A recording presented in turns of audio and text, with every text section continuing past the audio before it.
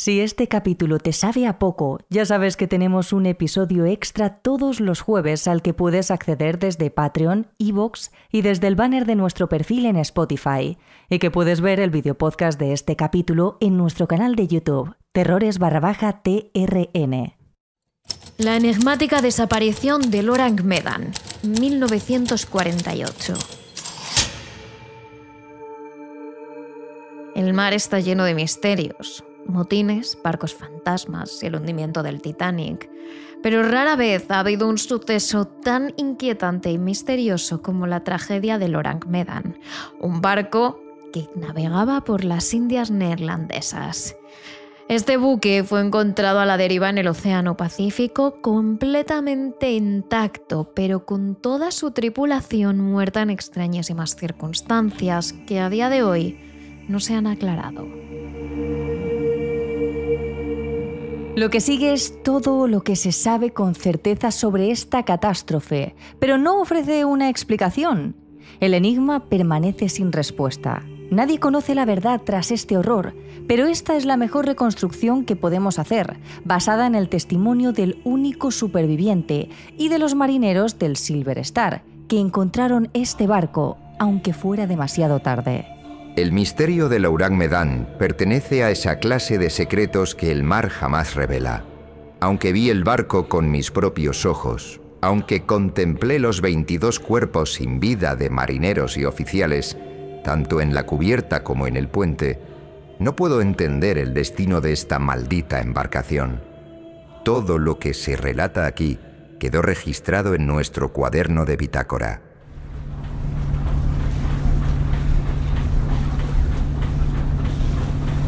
Navegábamos a mediados de junio de 1947, a unas 430 millas náuticas al sur de las Islas Marshall. Fue entonces cuando en la frecuencia de 600 metros recibimos esta transmisión.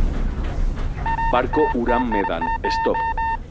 A todos los barcos con onda corta SW, solicitamos ayuda médica urgente, stop. Era claramente una señal de socorro del Orang Medan. Como marinos, sabemos que los barcos sin médico a bordo pueden pedir asistencia médica a través de estaciones de radio de onda corta que mantienen contacto constante y pueden alertar a grandes buques de pasajeros o incluso navíos de guerra. Pero algo era extraño. El operador de radio del Orang Medan, a pesar de solicitar ayuda médica urgente, no envió una señal SOS.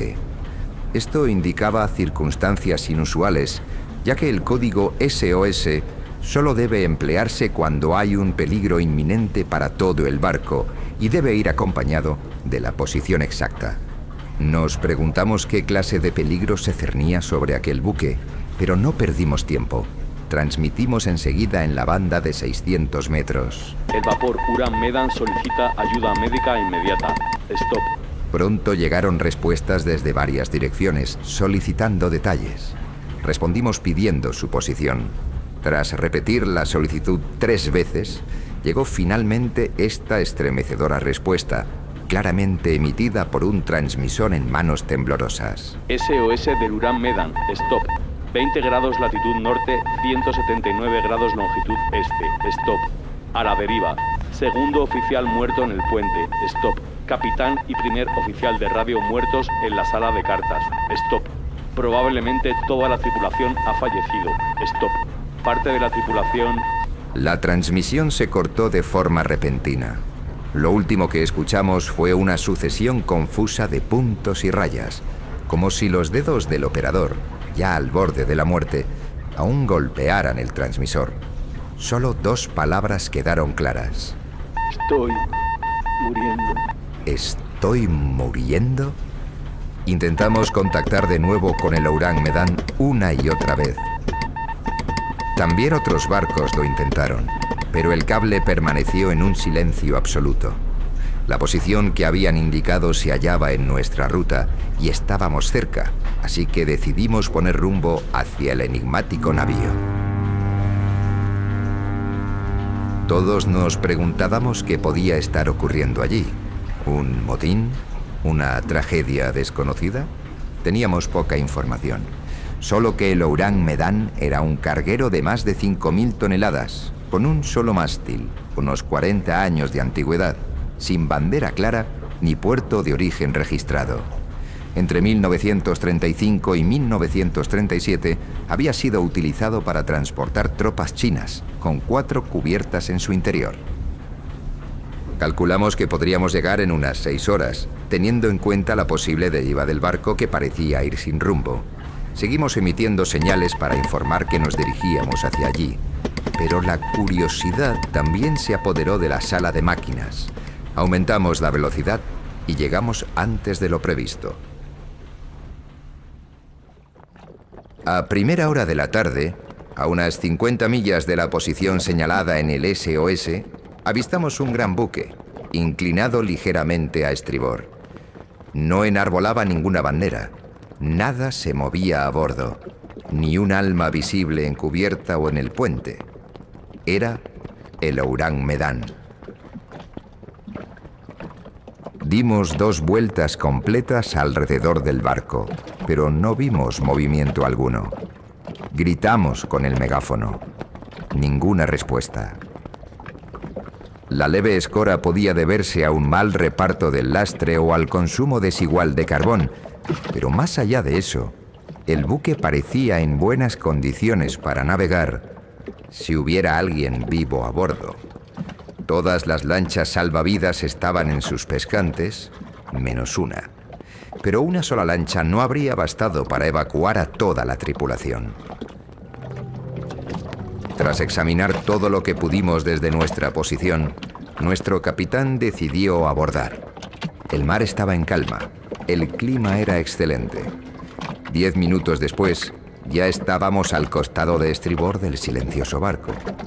El capitán, el primer oficial, el operador de radio, 2 marineros y yo subimos por unas cuerdas colgantes, precisamente por el espacio que había dejado a estribor la lancha que faltaba.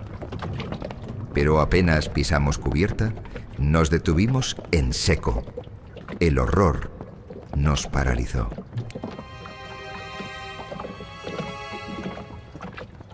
El capitán inspeccionó varios cuerpos. A primera vista no había señales de sangre ni violencia. Ordenó que se desvistiera a algunos para examinarlos más a fondo. Ninguna marca de golpes, ni signos de estrangulamiento o asfixia. Nada. Lo que fuera que hubiera llevado a esos marineros no lo había hecho con violencia.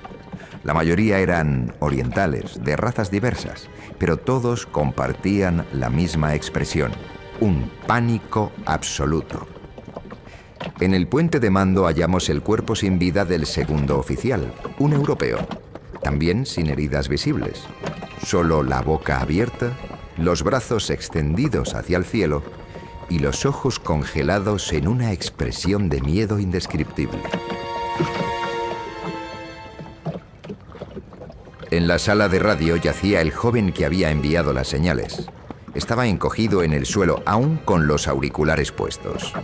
Los cables colgaban, moviéndose suavemente al ritmo del barco. Lo observamos en silencio.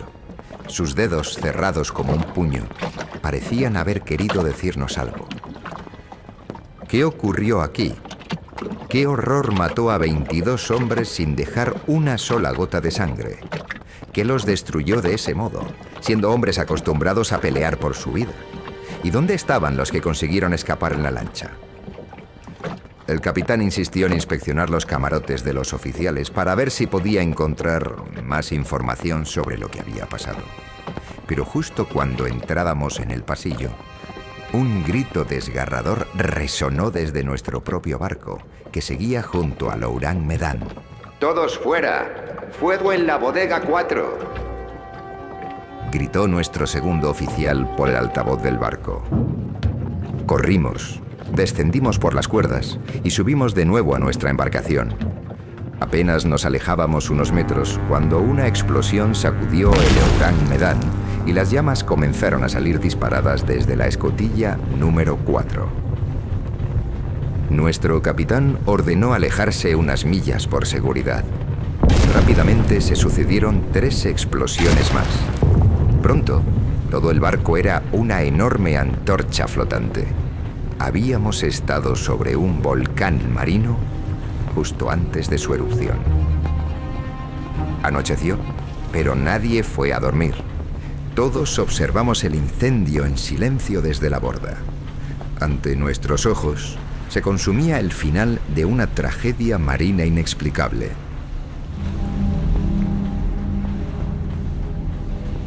Al amanecer, el fuego se extinguió.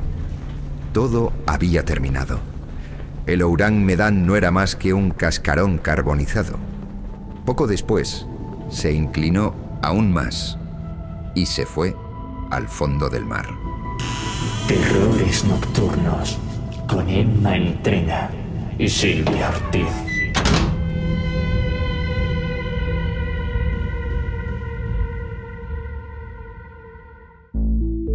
Lo que acabáis de escuchar es el artículo que el periódico holandés de Lokomotiv hizo en 1948 de uno de los sucesos más enigmáticos y misteriosos de toda la historia de la navegación.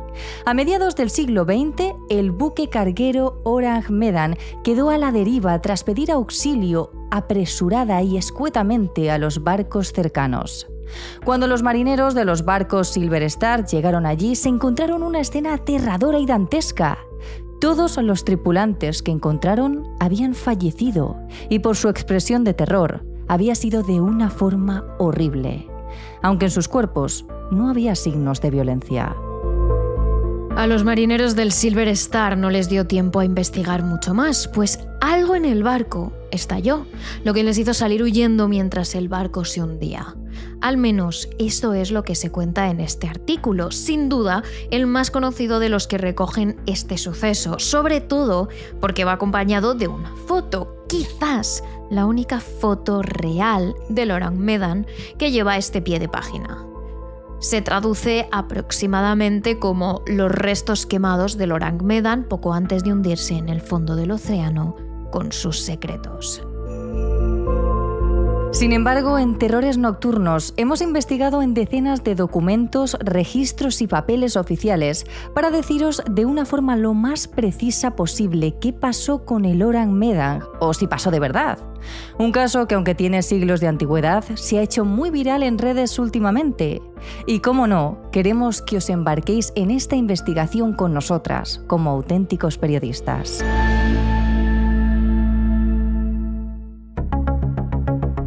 Para empezar, tenemos que deciros que el artículo del periódico holandés tiene varios fallos. Aunque es el artículo más conocido sobre el caso, por cómo relata los hechos, por la foto, digamos que es el menos preciso. Consultando el British Newspaper Archive, te hemos comprobado que los primeros medios que cuentan la tragedia con cierta profundidad datan del 21 de noviembre de 1940 y son los periódicos británicos The Yorkshire Post y The Daily Mirror, que citan dos fuentes. Por un lado, la agencia de noticias Associated Press y por otro lado, el autor de la noticia, el italiano Silvio Sherli.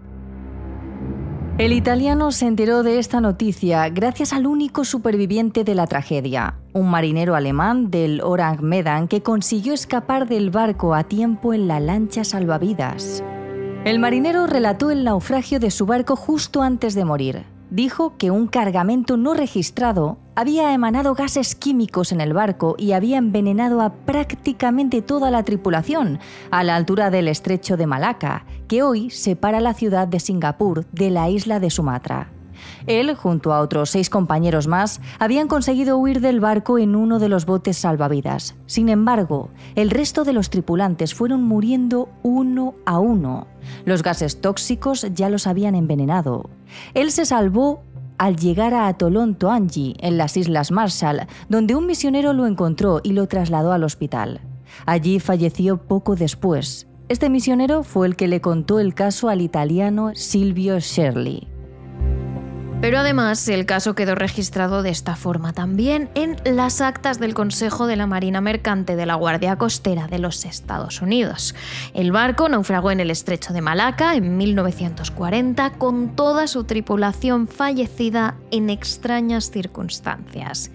Sin embargo, aunque el caso es bastante llamativo, lo cierto es que en 1940 no se le dio demasiada importancia en los medios de comunicación, posiblemente porque el avance alemán sobre Europa de la Segunda Guerra Mundial copaba prácticamente todos los titulares del mundo. Pero la noticia volvió a resurgir en 1948 en este periódico holandés y en 1952 en medios estadounidenses. Suponemos que su autor quiso probar suerte de nuevo y ver si su noticia le daba fama, pero lo cierto es que, como vemos, a partir de 1948 se tergiversó bastante. Ahora que nos hemos orientado y hemos visto por qué hay tantas versiones y tantos errores en este caso, volvamos al misterio. ¿Qué le pasó a los tripulantes del Orang Medan? La primera teoría de la época es que el Orang Medan fue abordado por piratas, pero esto se descartó de inmediato porque los cuerpos no tenían marcas de violencia y después por el testimonio de este superviviente alemán. Desde entonces, las teorías se centran en que algún tipo de gas acabó con toda la tripulación. Algunos aseguran que nubes de metano u otros gases naturales nocivos podrían haber surgido de las fisuras del lecho marino y envuelto el barco, envenenando a todos a bordo. Otros creen que fue el monóxido de carbono que podría haberse filtrado desde la sala de máquinas, matando así a la tripulación. La teoría más conocida, sin embargo, es la del investigador Roy Bainton, que ha pasado décadas investigando el tema. Él también cree que el barco llevaba una carga peligrosa dentro, quizá ilegal, porque las sustancias de las que habla eran letales. E incluso en esa época estaban muy reguladas por la Convención de Ginebra. Lo que sigue es pura especulación, pero existe una posible y tentadora explicación sobre la muerte de su tripulación y su desaparición de los registros. Un colega investigador, Otto Mielke, menciona un cargamento mixto letal a bordo del Orang Medan: ciancali, cianuro de potasio, y nitroglicerina. ¿Cómo pudo pasar desapercibida esta mezcla es un misterio, ya que los controles de estos cargamentos letales, incluso hace 50 años, habrían generado una cantidad ingente de papeleo. Y sobre el incendio en el barco, no es difícil pensar que ese mismo gas se pudo filtrar a los materiales inflamables de la caldera, provocando una explosión. Incluso hay quien vincula este barco con lo paranormal.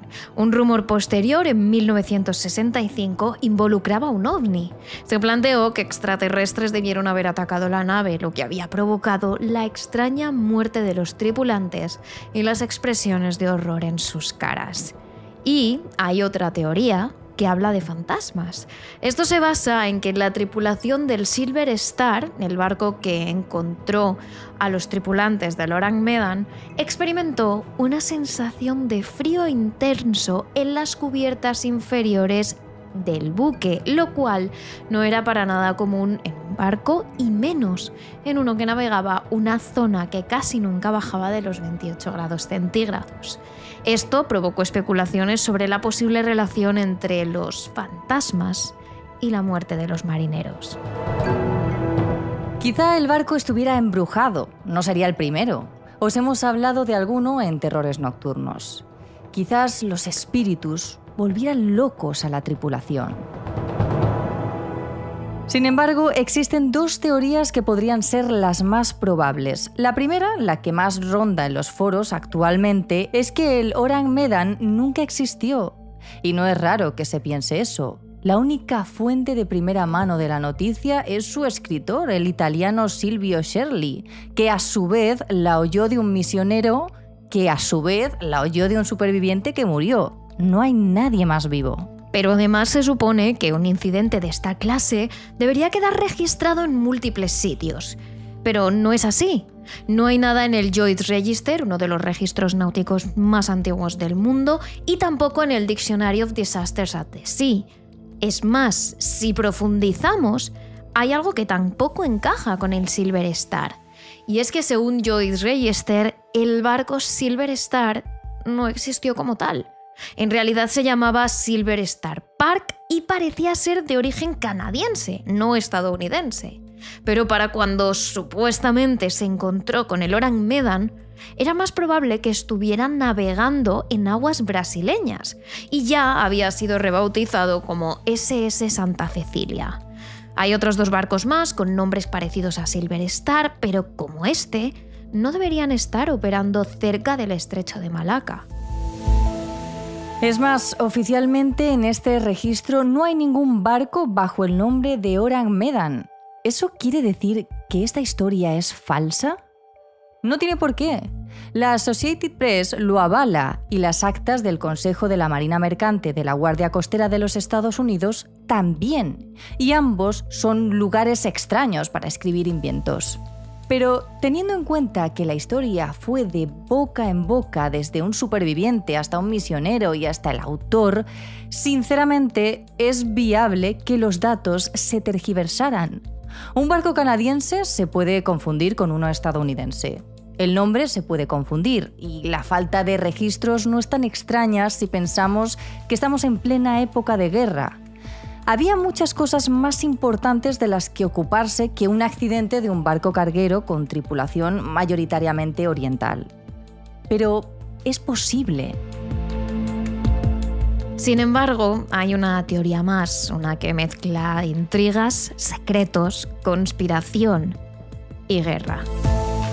Pensemos en el contexto. Plena Segunda Guerra Mundial. Los aliados están en guerra no solo con Italia y Alemania, sino con sus aliados, entre los que se encuentran Japón, que se une oficialmente al eje en septiembre de 1940. A su vez, aunque Estados Unidos no se unió oficialmente a los aliados hasta el ataque de Pearl Harbor en 1940, sí que llevaba desde el principio de la guerra suministrando armas, préstamos y una ayuda bastante significativa a Europa. Y seamos sinceros, en Estados Unidos sabían que el frente del Pacífico, el de Japón, les salpicaría tarde o temprano. Bien. Pues en este contexto queremos hablaros del Escuadrón 731, también conocido como las SS japonesas. Este escuadrón era oficialmente un departamento secreto de investigación y desarrollo del ejército imperial japonés, dedicado a la guerra biológica y química que estuvo en marcha desde 1935 hasta el final de la Segunda Guerra Mundial. Lo que hicieron estuvo a la altura de las peores torturas de los campos de exterminio de la Alemania nazi. Utilizaron seres humanos en sus experimentos. Tuvieron campos de experimentación completos, como campos de concentración, y fueron responsables de algunos de los crímenes de guerra más notorios perpetrados por personal japonés. Los métodos de investigación de la Unidad 731 eran atroces, incluyendo vivisecciones realizadas en niños vivos o embarazadas sin anestesia, amputaciones de miembros para ver cómo reaccionaba el cuerpo o para volver a coser los miembros del revés y muchos otros horrores. Pero si os interesa profundizar en este tema tan atroz y poco conocido, en nuestro capítulo extra de Patreon de este jueves os hablamos del Escuadrón 731, de sus miembros y de sus barbaridades.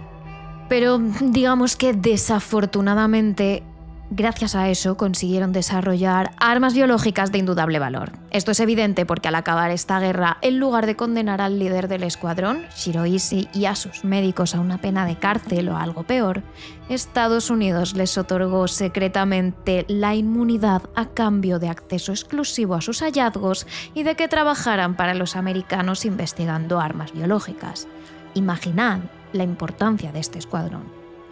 Bien, pues lo que piensa el investigador Roy Vinton, del que os hemos hablado antes, es que el cargamento que llevaba el Orang Medan no era nada más y nada menos que algunos de los gases que el Escuadrón 731 había descubierto que podían ser utilizados como arma biológica, que algunos de los contendientes de la guerra quería utilizar. Solo había un problema, era un cargamento ilegal, y según Roy Vinton, así lo solucionaron. Entonces, ¿cómo se trasladó este cargamento mortal por el mar de China Meridional y el estrecho de Malaca durante este periodo convulso? No por aire. La posibilidad de que un avión de carga se estrellara con varias toneladas de gas letal a bordo era demasiado horrenda como para considerarla. No. Se contrató un insignificante y viejo barco de vapor, preferiblemente con una tripulación extranjera mal pagada. Se estibó la carga en bidones de petróleo camuflados y, como todos los contrabandistas serios, se esperó lo mejor y se hizo la vista gorda ante las autoridades.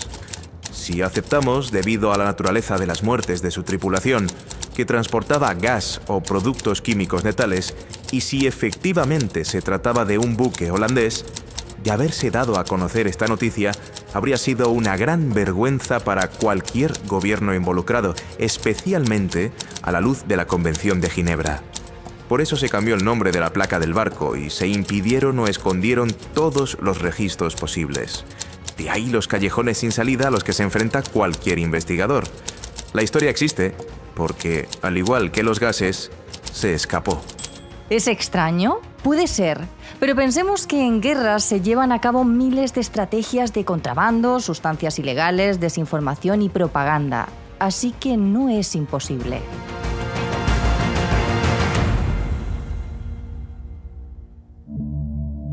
Pero como siempre, ya sabéis que nosotras solo os planteamos los datos y sois vosotros los que elegís qué teoría os encaja más.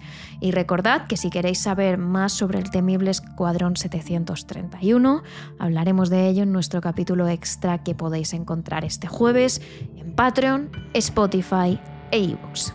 Y si queréis más contenido de Terrores Nocturnos, ya sabéis que estamos siempre en nuestras redes sociales. Somos terroresnocturnos.trn en Instagram, Threads y TikTok, terrores_TRN en Twitter y en Twitch y Terrores Nocturnos en Facebook y nuestro canal de YouTube.